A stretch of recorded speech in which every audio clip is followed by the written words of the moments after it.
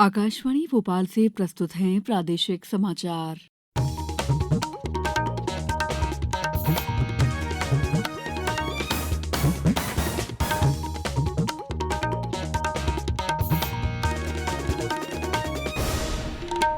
नमस्कार, समाचारों के साथ मैं दीपा सिंह।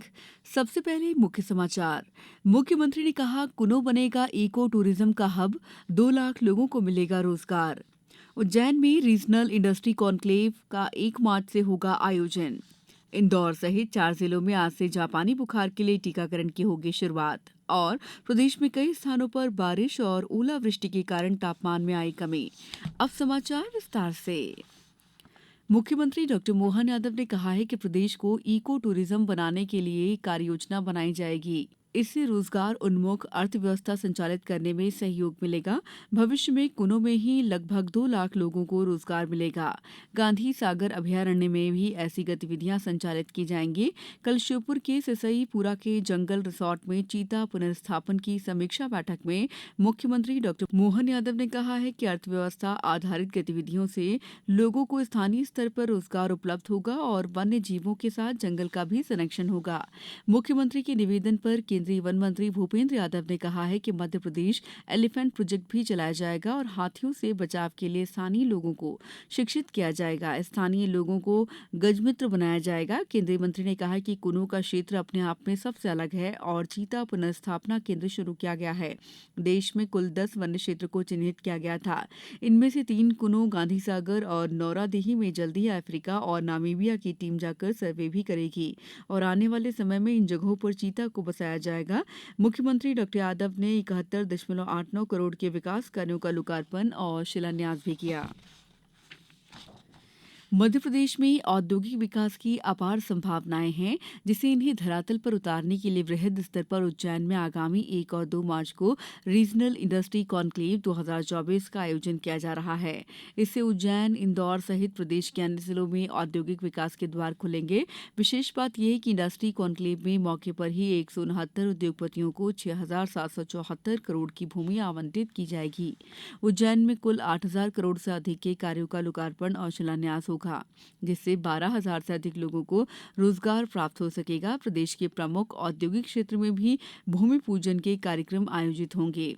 उज्जैन कलेक्टर नीरज कुमार सिंह ने बताया कि रीजनल इंडस्ट्री कॉन्क्लेव में अभी तक 662 बायर द्वारा और 2551 सेलर द्वारा रजिस्ट्रेशन कराया गया है। रजिस्ट्रेशन अभी भी जारी है। प्रधानमंत्री नरेंद्र मोदी ने कहा है कि उनकी सरकार ने नीतिगत पंगुता और वंशवादी राजनीति को खत्म कर दिया है। नई दिल्ली में एक निजी टीवी चैनल के ग्लोबल समिट में अपने संबोधन में श्री मोदी ने कहा कि उनकी सरकार राष्ट्र प्रथम के सिद्धांत को सर्वोपरि रखते हुए आगे बढ़ रही है। उन्होंने अनुच्छेद 370 की समाप्ति से लेकर राम मंदिर निर्माण तक का उदाहरण देते हुए कहा कि सरकार ने राष्ट्र प्रथम की सोच के साथ ऐसे सभी अधूरे कार्यों को पूरा किया। प्रधानमंत्री ने कहा कि उनकी सरकार ने पिछली सरकारों द्वारा अपनाई गई परियोजनाओं को लटकाने और भटकाने के दृष्टिकोण को पीछे छोड़ दिया है। प्रधानमंत्री ने कहा कि भारत अपने उज्जवल भविष्य के लिए दिन रात कड़ी मेहनत कर रहा है और हर कोई कहने लगा है कि आने वाला समय भारत का है। उन्होंने बताया कि लोगों की मानसिकता और विश्वास में इस बात का बदलाव सबसे बड़ा कारण एनडीए सरकार की कार्य संस्कृति और शासन है। उन्होंने कहा है कि सरकारी कार्यालय अब समस्या नहीं बल्कि देशवासियों के सहयोगी बन रहे हैं। समाचारों में वक्त है ब्रेक का। ये समाचार आप आकाशवाणी भोपाल से सुन रहे हैं। हमारे समाचारों को अब आप कभी भी और कहीं भी अपनी सुविधा के अनुसार सुन सकते हैं। ये समाचार बुलेटिन YouTube, ट्विटर और फेसबुक पर AIR न्यूज भोपाल पेज पर भी सुने जा सकते हैं। इसके अलावा आप हमारी वेबसाइट newsonair.nic.in पर अथवा AIR न्यूज ऐप पर भी समाचार सुन सकते हैं। ब्रेक के बाद समाचारों में आपका एक बार फिर स्वागत है। प्रदेश में इंदौर सहित 4 जिलों में आज से जापानी इंसेफेलाइटिस, जिसे जापानी बुखार भी कहा जाता है, के लिए टीकाकरण की शुरुआत हो रही है। इसमें इंदौर सहित भोपाल, सागर, नर्मदापुरम शामिल हैं।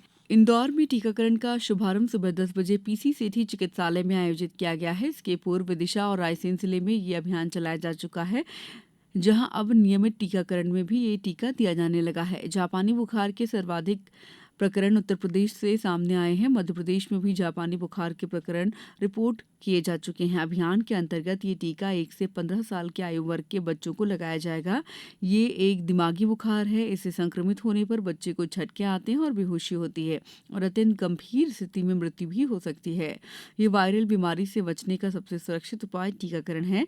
प्रारंभ में सभी टीकाकरण केंद्रों पर सामुदायिक स्तर पर टीकाकरण किया जाएगा और फिर नियमित टीकाकरण सारणी में ये टीका जुड़ जाएगा।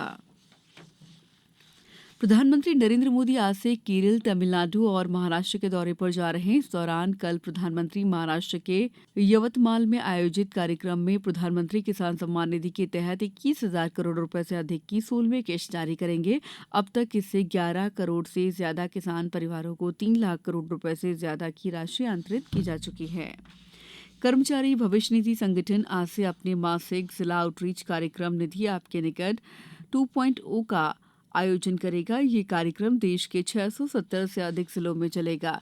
ईपीएस 95 पेंशन भोगियों की सहायता के लिए एक विशेष समर्पित पेंशन हेल्प डेस्क भी स्थापित करेगा, जहां पेंशन भोगियों से जुड़ी सेवाएं प्रदान की जाएंगी।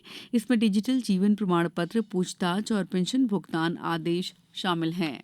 इसके साथ ही कर्मचारियों, नियोक्ताओं और पेंशन भोगियों के लिए त्वरित शिकायत निवारण और हितधारकों के साथ जानकारी साझा करने के लिए कियोस्क सेवा भी स्थापित की जाएगी।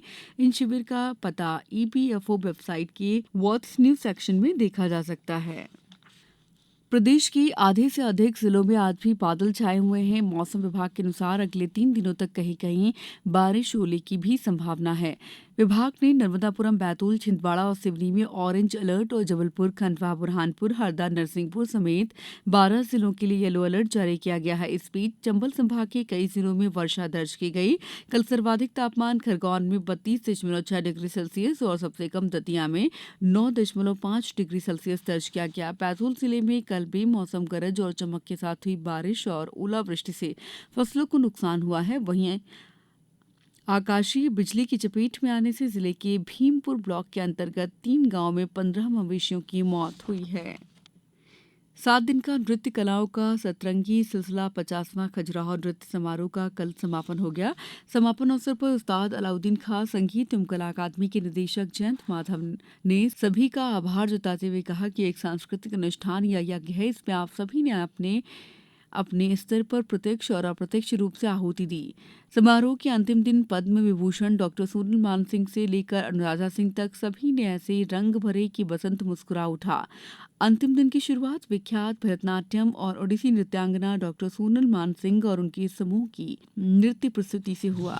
अब कुछ समाचार संक्षेप में। राष्ट्रीय स्वास्थ्य मिशन के अंतर्गत कार्यरत संविदा कर्मचारियों के स्थानांतरण हेतु व्यवस्था की गई है। आवेदन विभागीय वेबसाइट पर आज से 5 मार्च तक ऑनलाइन किए जा सकते हैं। इंदौर जिले में समर्थन मूल्य पर गेहूं खरीदी के लिए किसानों का ऑनलाइन पंजीयन किया जा रहा है। जिले में अभी तक 32,000 से अधिक किसानों का पंजीयन किया जा चुका है।